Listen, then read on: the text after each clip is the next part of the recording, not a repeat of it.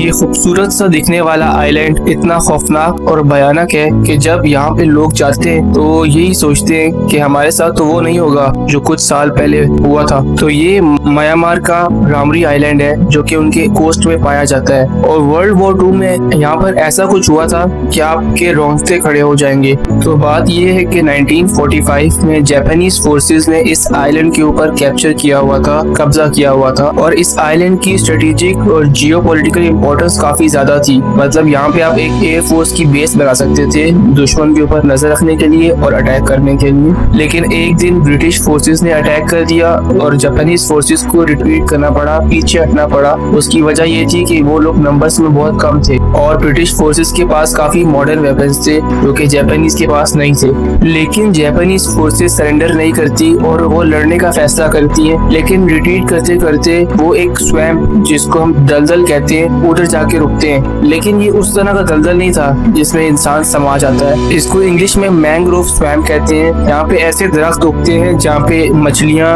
और क्रोकोडाइल्स आराम से रह सके।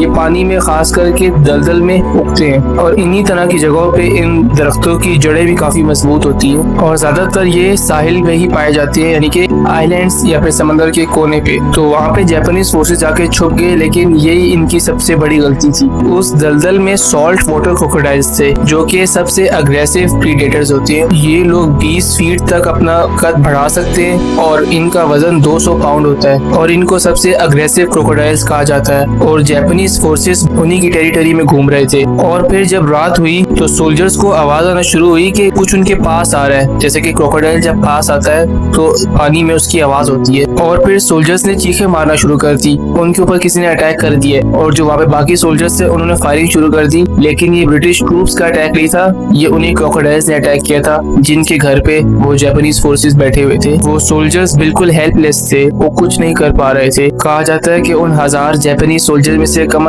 500 लोग उस दलदल में मर गए और कुछ को क्रोकोडाइल्स ने मार दिया। और ये एक वर्ल्ड रिकॉर्ड भी बन गया। गिनीज वर्ल्ड रिकॉर्ड में ये वो वाइड सिंगल अटैक है क्रोकोडाइल्स की तरफ से जिसमें इतनी ज्यादा जाने गई।